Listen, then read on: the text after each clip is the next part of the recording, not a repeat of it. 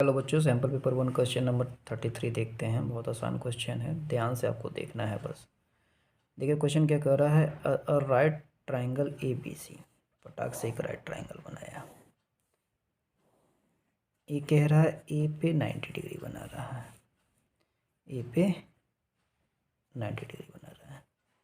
If A B equal to 6 centimetre, A B से है, A B 6 centimetre दिया है, बी सी 10 सेंटीमीटर दिया है, बी सी 10 सेंटीमीटर दिया है। तो find the radius of the radius R of the circle.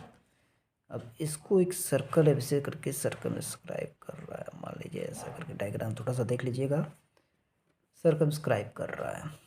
तो हमको इसका रेडियस निकालना है, बहुत ध्यान से देखना है बच्चों। सबसे पहले तो जो unknown quantity right angle triangle है, पहले ये निकाल लीजिए। तो हमारा यहाँ से ए सी स्क्वायर जो आएगा वो B C square minus A B square आ जाएगा पाइथागोरस थ्योरम लगा के, यानी 10 का स्क्वायर माइनस 6 का स्क्वायर, यानी 100 माइनस 36 64, यानी ए सी हमारा 8 सेंटीमीटर आ जाएगा।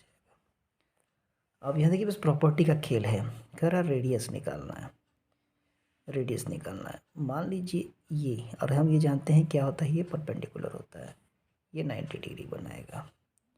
यहाँ से ये भी 90 डिग्री बनाएगा। ये हमारा आर निकालना है हमको।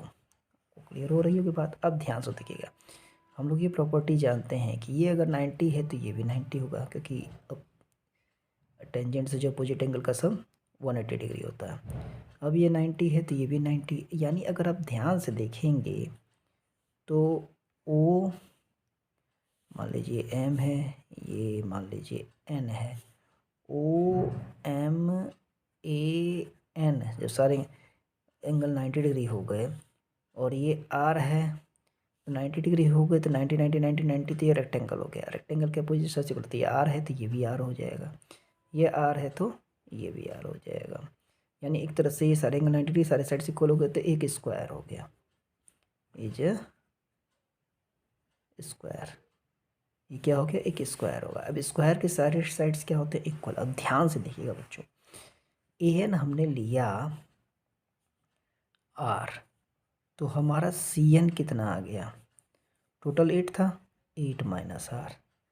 इसी तरह से जब मैंने ए एम लिया, ये आर था, तो बी एम हमारा क्या आ जाएगा, ये कितना हो गया, ये 6 माइनस आर, क्योंकि पूरा 6 था तो 6 माइनस आर हो गया, 6 माइनस आर हो गया 8 माइनस आर, ये होगा हमारा 8 माइनस आर।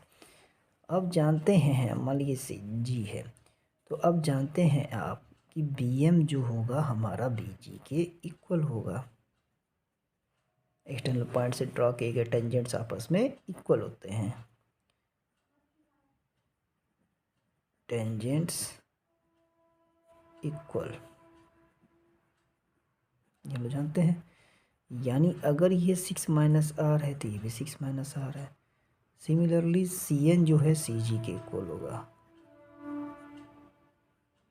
सी जी के इक्वल होगा।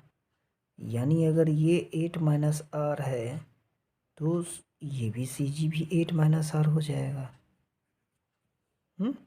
अब ध्यान से देखिए, बी सी जो हमारा जब पूरा था वो बी जी प्लस जी सी था, बी सी हमारा 10 था, बी जी हमारा 6 माइनस आर था, ये 8 माइनस आर था।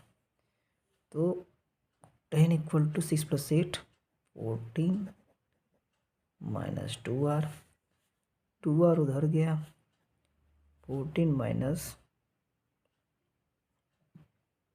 10, यानी r की वैल्यू कितनी आ गई, 2 सेंटीमीटर। देखिए इतनी आसानी से लग गया। बहुत लोग उसको एरिया वाले तरीके से बताएंगे, बस कॉन्सेप्ट आपका ज्योमेट्री में क्लियर होना चाहिए, तो कोई भी क्वेश्चन आप आसानी से लगा सकते हैं। Thank you.